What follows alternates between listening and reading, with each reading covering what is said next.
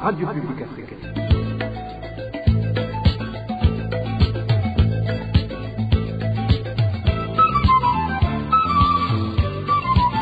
Radio Publique Africaine. Nous sommes mercredi 19 février 2025. Bienvenue amis fidèles de la RPA à ce journal dont voici les principaux titres. Les habitants de certains quartiers des zones Kanyosha et Musaga vivent dans la peur ces derniers jours à cause des Imbonerakure qui s'en prennent à eux quand ils effectuent des rondes nocturnes.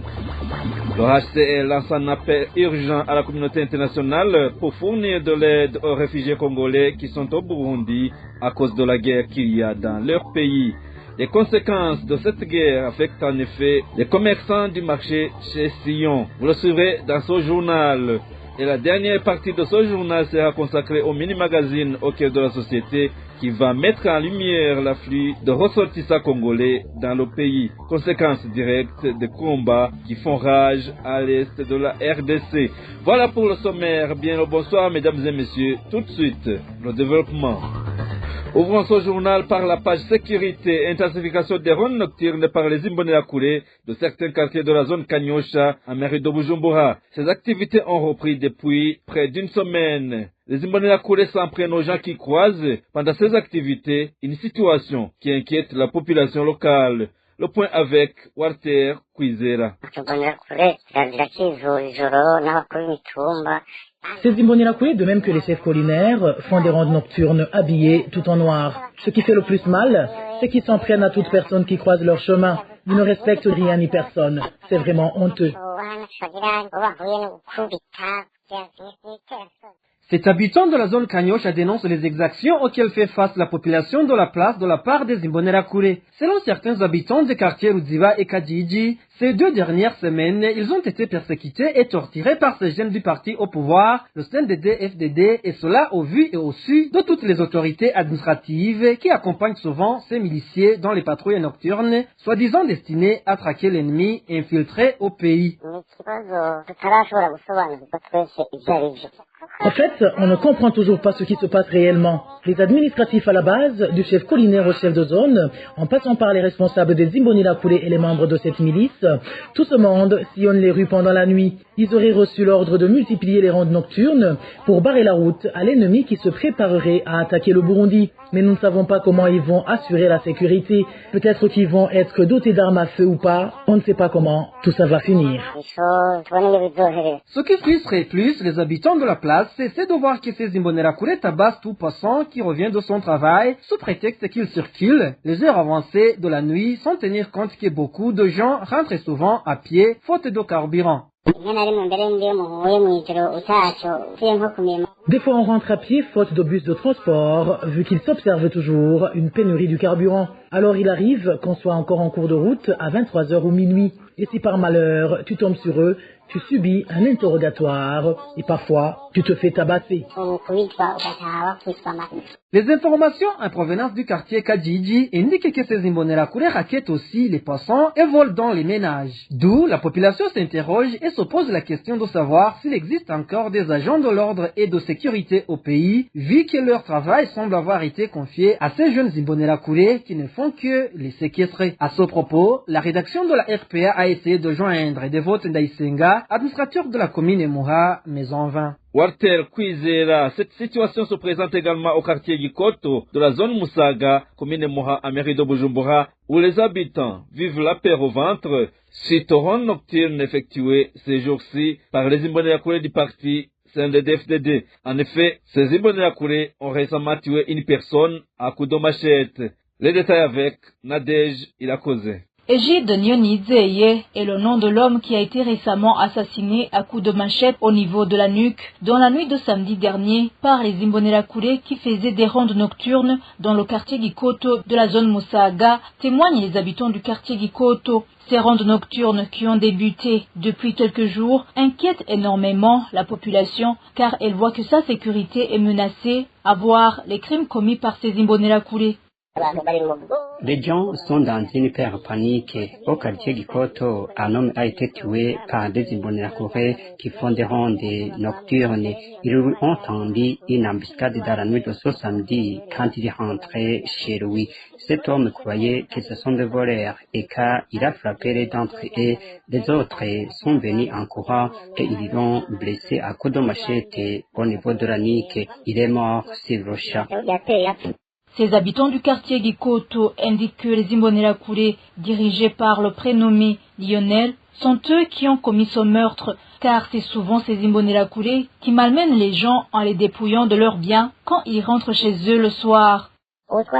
Celui qui dirige des Imbonerakure, c'est un jeune homme prénommé Lionel qui habite à Gikoto. Il dirige un groupe de 50 Imbonerakure qui effectuent des patrouilles nocturnes, mais ce sont eux qui volent les gens pendant la nuit. Ces habitants du quartier Gikoto de la zone Musaga demandent avec insistance aux autorités administratives de mettre fin à ces rondes nocturnes effectuées par ces Imbonerakure, car au lieu d'amener la paix, cela perturbe la sécurité des citoyens. Donc, que la sécurité doit être assurée par les policiers. Ils demandent aussi que ces Imbonerakure qui ont tué cet habitant soient punis conformément à la loi. Nadège Irakoze, le mouvement international de la jeunesse burundaise, MIJEB, est préoccupé par les discours de haine qui ont été présentés lors des réunions organisées par le parti CNDD-FDD. Daniel Ngendakumana, le porte-parole du MIJEB, appelle les jeunes Imbonerakure à ne pas écouter leurs dirigeants qui leur donnent ces enseignements car ils regretteront quand ils vont s'entretuer avec leurs compatriotes.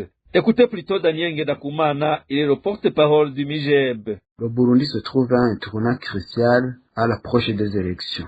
Signalons que depuis 1965, chaque période électorale a emporté des milliers de Burundais, et sans oublier celle de 2015 qui a plongé le Burundi dans une crise qui n'a pas jusqu'à aujourd'hui été résolue. Toutefois, il est évident que les prochaines élections sont déjà mal organisées et se dérouleront dans un cadre constitutionnel profondément antidémocratique. Et vous vous souvenez de la Constitution de 2018 qui sert de base à ce processus électoral, qui restreint gravement les libertés fondamentales et qui réduit l'expression politique libre. Le parti au pouvoir, le CNDD-FDD, a opté pour un modèle de gouvernance qui se rapproche dangereusement d'un parti unique et ce choix s'accompagne d'une stratégie fondée sur l'utilisation de la violence, de la discrimination, du terrorisme et de l'intimidation pour maintenir son contrôle sur le pays. L'utilisation de tels moyens pour étouffer l'opposition et diviser la population engendre un climat de peur et d'instabilité, ce qui est contraire aux principes fondamentaux d'une démocratie saine et inclusive.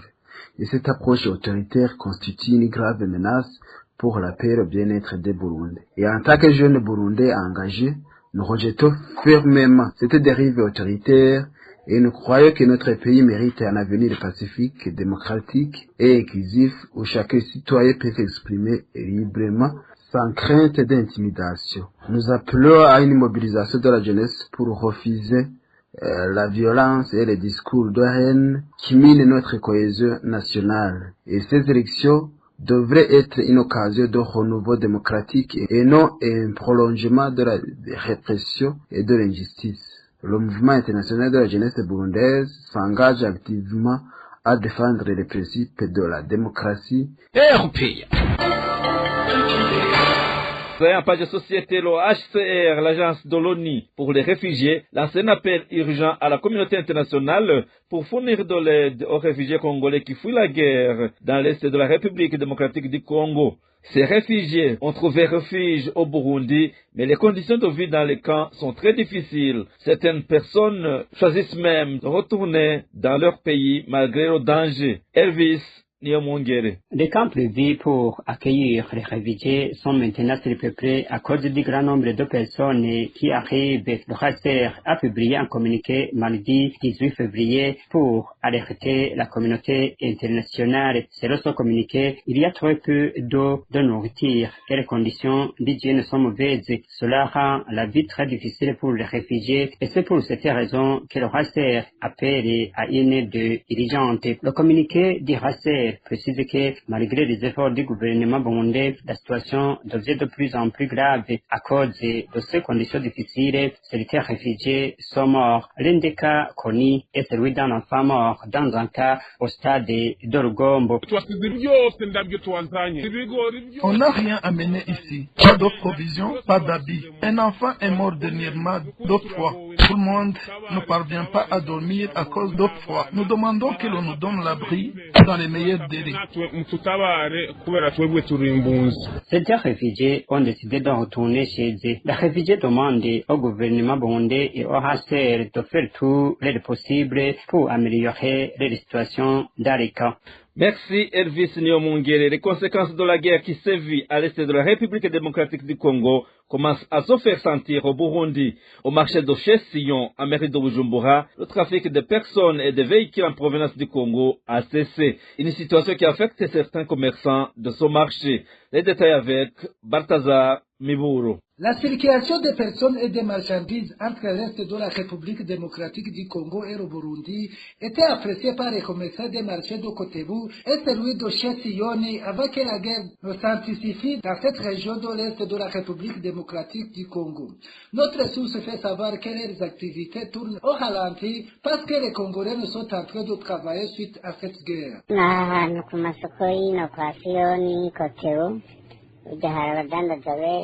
Dans ces marchés de Kotebu et Chesillon, il y a plusieurs commerçants qui viennent de la République démocratique du Congo et ceux de chez nous y amènent des marchandises.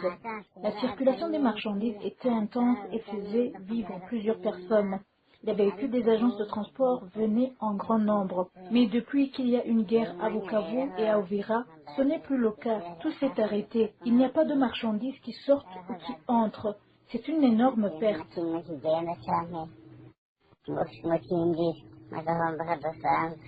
La même source indique que les conséquences sont énormes pour les commerçants exerçant dans ces marchés. Mis à part les véhicules chargés de transport qui ne sont pas en train de travailler, les propriétaires de restaurants et de cabarets font partie de ceux qui enregistrent un manque à gagner.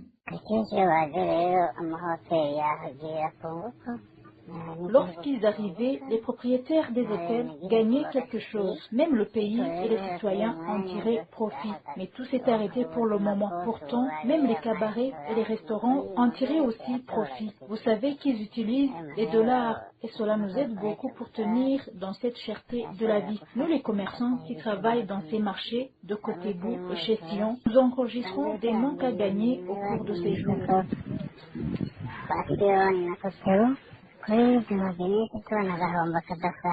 Ces commerçants demandent aux dirigeants des pays concernés par cette guerre de trouver des solutions pour que les conséquences soient atténuées. Merci, Balthazar Miburu. Certains médias sont accusés par l'ombudsman burundais de diffuser des informations qui n'apportent rien sauf ternir l'image du pays. Lors de la présentation du rapport de réalisation de cette institution au cours de l'année 2024, ce lundi devant les députés, Aimé Laurentine Kanyana indique que le Burundi a beaucoup de choses à vendre afin d'attirer les investisseurs étrangers. Suivez plutôt l'ombudsman burundais Aimé Laurentine Kanyana. Abantu batanga makuru batatohoje neza je ndovuga nti utanga makuru benayo burya nawe nyene. Des gens transmettent des informations qu'ils n'ont pas bien vérifiées. Moi, je dirais que celui qui partage de telles informations se décrédibilise. À l'intérieur du pays, que les journalistes me pardonnent, il arrive un moment où ils partagent des informations qui n'apportent rien à la population, seulement des insolites. Que le professionnalisme soit rétabli au sein des journalistes et que vous diffusiez des nouvelles constructives sur les Burundais. Et d'ailleurs, il ne faut pas transmettre seulement des informations sur de mauvaises choses. Il y a beaucoup de bonnes choses sur lesquelles on peut traiter une information. Mon souhait est que tous les journalistes s'efforcent et se souviennent que notre pays possède beaucoup de biens, tels les lieux touristiques ou beaucoup de projets qui contribuent dans le développement de la population. Il serait mieux de voir des journalistes et autres citoyens reporter par exemple que la route Bururi-Gitega a été construite et que les habitants de Bururi peuvent atteindre facilement Gitega. Et cela va de pair avec l'activité économique, par exemple vendre l'huile de palme de Rumonge, Ngozi, Gitega et Muyinga. Ça sera une bonne bonne nouvelle pour la population, contribuant ainsi à son développement. Que nous puissions apprécier les projets de paillage, les bonnes initiatives de la Banque d'investissement pour les femmes, la Banque d'investissement pour les jeunes, une bonne école de Karouzi qui aide les élèves qui terminent leurs études à accéder aux formations des métiers et savoir que la dite école est là pour que les enfants burundais gardent espoir d'un avenir meilleur. Ça demande que nous tous ensemble, chacun puisse donner sa contribution en diffusant une nouvelle sur les bienfaits du pays. Quoi que l'on fasse, le Burundi reste notre pays. Ça ne servira à rien de le haïr et empêcher ceux qui pourraient venir pour acheter nos avocats, le café, le thé, les acheteurs de l'huile de palme, ainsi que les amateurs des poissons du lac Tanganyika. Ils auront peur suite aux mauvaises informations partagées.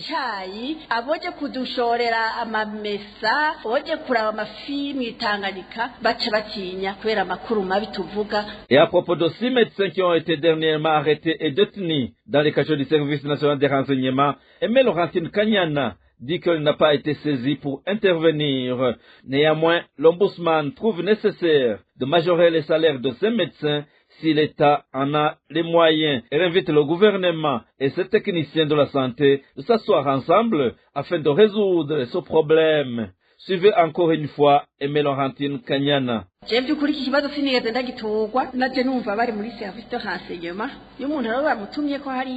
Moi, franchement, je n'ai pas été saisi pour cette question. J'ai entendu qu'ils étaient dans les mains du service des renseignements. Et si quelqu'un est convoqué là-bas, nous respectons le déroulement des enquêtes. Ils n'ont pas communiqué sur la mauvaise procédure afin d'intervenir. Mais dans l'entretemps, il y a ceux qui ont pu nous contacter et après analyse, nous avons constaté que ce problème des travailleurs rentrait dans les missions du Comité national du dialogue social. Mais par après, nous avons été informés qu'ils ont été libérés. Ce que je pourrais dire, c'est que si l'État a les moyens, il serait bon que ces médecins soient régularisés. Mais le développement intégral du pays se base sur tous les domaines. Un médecin ne peut pas travailler sans avoir mangé. Donc, le rôle des agriculteurs est aussi important. Pour être médecin, il y a eu un enseignant.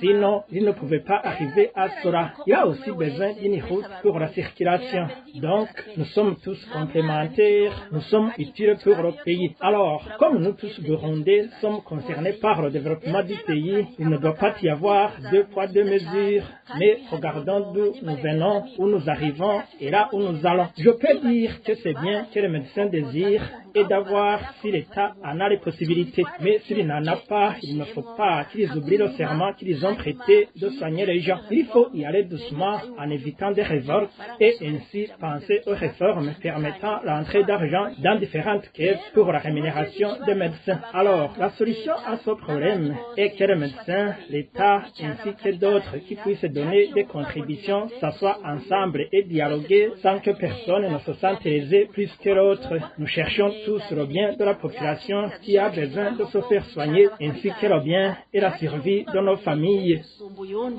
twese turondera ineza y'abenegihugu bagomba kuvugwa n'ineza nyene y'imiryango yacu kugira dushobore kubaho. C'est l'heure de votre rendez-vous avec le mini-magazine au cœur de la société. L'édition d'aujourd'hui met en lumière l'afflux de ressortissants congolais dans le pays, conséquence directe des combats qui font rage à l'est de la RDC. Parmi les répercussions observées, la flambée du coût de la vie. Au cœur de la société, une émission présentée par Eddie Claude Ninina Hazwe. Au cœur de la société. Au cœur de la société est une émission préparée en synergie par les radios Inzamba Agate Kakawe, Radio RPA Idouya Wanyagihugu, ainsi que la radio-télévision Renaissance. Depuis un certain temps, on observait un afflux de citoyens en provenance de la République démocratique du Congo vers le Burundi, en particulier dans la ville de Bujumbura et les provinces frontalières avec la RDC. Ces personnes fuient les conflits signalés dans l'est de la RDC. Ceux qui n'ont pas de moyens financiers se sont installés dans des sites temporaires situés dans les provinces de Bubanza et Chibitoke, tandis que ceux qui en ont les moyens ont loué des maisons ou séjournent dans des hôtels. Selon les habitants de ces localités, cet afflux de Congolais a eu un impact sur la vie économique dans certaines villes où ils se sont installés. Que pensent les citoyens et le gouvernement de cette situation? Quelles sont les conséquences économiques selon les experts en économie? Toutes ces questions seront abordées dans notre magazine Au cœur de la société de ce mercredi 19 février 2025, présenté par Eddie Claude Lunazwe. Bienvenue.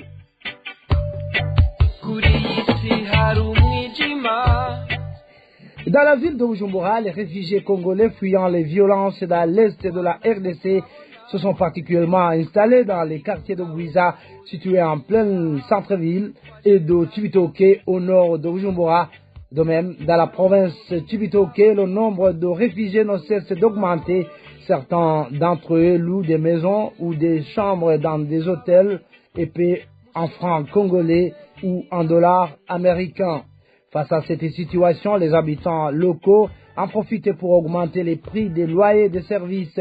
Nos confrères de la radio RPA se sont entretenus avec des réfugiés et des habitants de ces zones. 10 000 francs.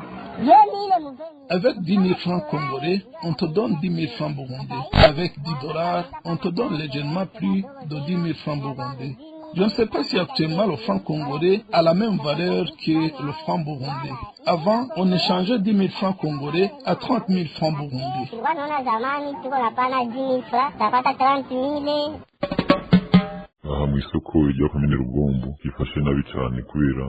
Ici au marché de Rugombo, des prix de denrées de première nécessité ne cessent de grimper, le riz, le haricot et même d'autres denrées. C'est à cause de l'afflux massif des réfugiés congolais. Mais je ne suis pas content que l'on profite de la situation de ces réfugiés.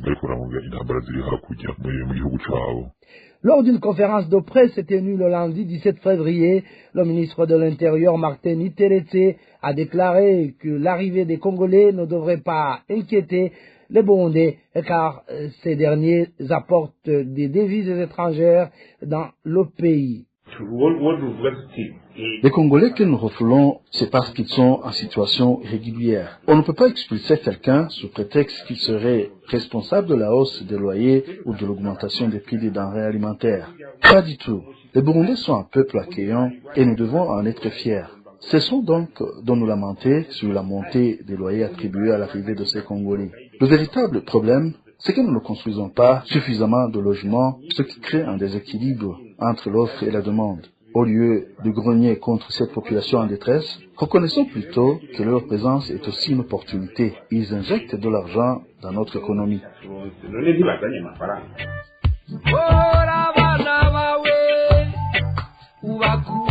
Cependant, cet afflux des réfugiés congolais a des conséquences sur l'économie nationale car il entraîne une hausse de prix sur les marchés et risque de perturber le budget prévu par l'État pour cette année. Selon Diomède Ninerete, expert en économie, la seule solution durable serait de trouver rapidement une issue au conflit à l'est de la RDC afin que les réfugiés puissent retourner dans leur pays.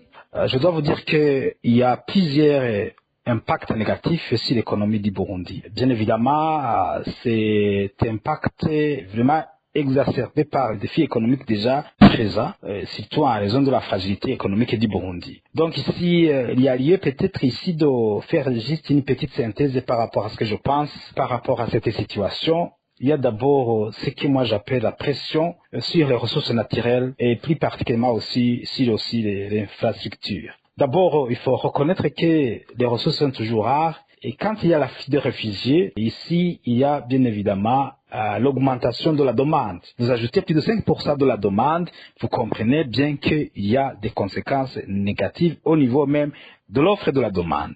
Ça, c'est le premier constat. La deuxième conséquence, c'est notamment l'augmentation des dépenses publiques. Voilà, c'est-à-dire une fois que vous accueillez les réfugiés, vous êtes obligé effectivement de contribuer pour le bien-être de ce groupe, surtout vulnérable. Et là, alors, vous comprenez, quand je parle de dépenses publiques, vous comprenez différents services, à l'hôpital, à l'école. Voilà, l'État est obligé, bien évidemment, de contribuer.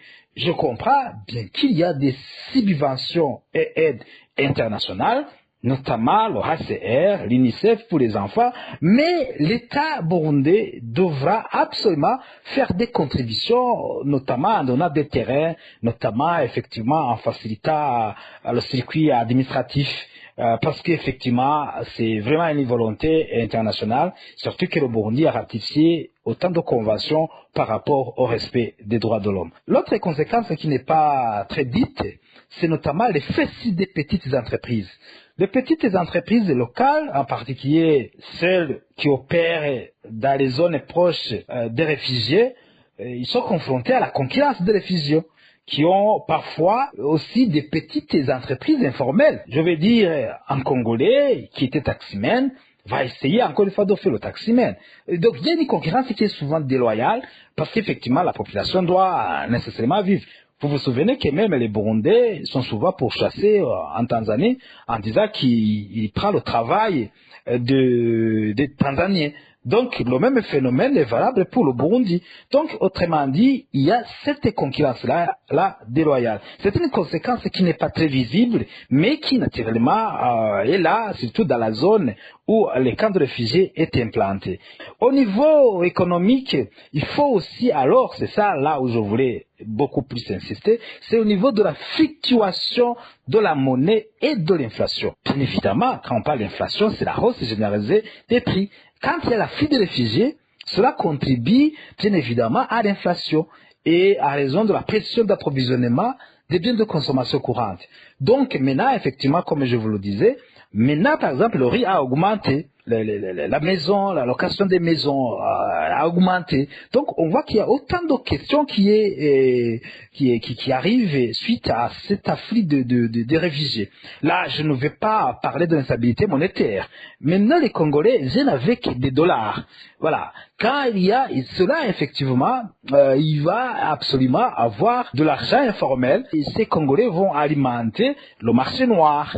Et quand il y a le marché noir, c'est-à-dire qu'il y a une instabilité monétaire, déjà, on avait ce problème ici de l'instabilité monétaire, où aujourd'hui, on parle que le dollar coûte 3100 francs, alors que généralement, sur le marché noir, c'est plus de 7000. Tout cela a beaucoup de conséquences par rapport à cette situation. Donc, c'est-à-dire que le circuit monétaire, le budget, ça va affecter effectivement l'économie du Burundi. La balance commerciale va être affectée. Voilà, d'une manière trop synthétique, ce que je dois dire. L'afflux des réfugiés congolais a donc un impact économique négatif très profond sur le Burundi, surtout que la situation est déjà précaire. Donc, le pays doit faire face à ce défi pour effectivement corriger rapidement et surtout aider pour que ces réfugiés puissent regagner leur pays et surtout essayer de stabiliser le pays qui a beaucoup plus besoin d'aller dans le développement économique que d'aller dans l'aide des dirigeants.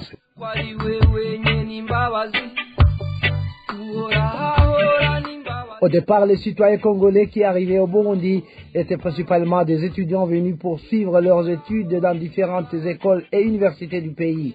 Mais actuellement, selon le ministère de l'Intérieur, au mercredi 19 février, plus de 20 000 réfugiés ont été enregistrés, incluant des civils ainsi que des membres des forces de sécurité. C'est ainsi que se termine ce magazine au cœur de la société, présenté par Eddy Claudinazé. Rendez-vous mercredi prochain pour un autre numéro. À bientôt. C'était l'émission Au cœur de la société.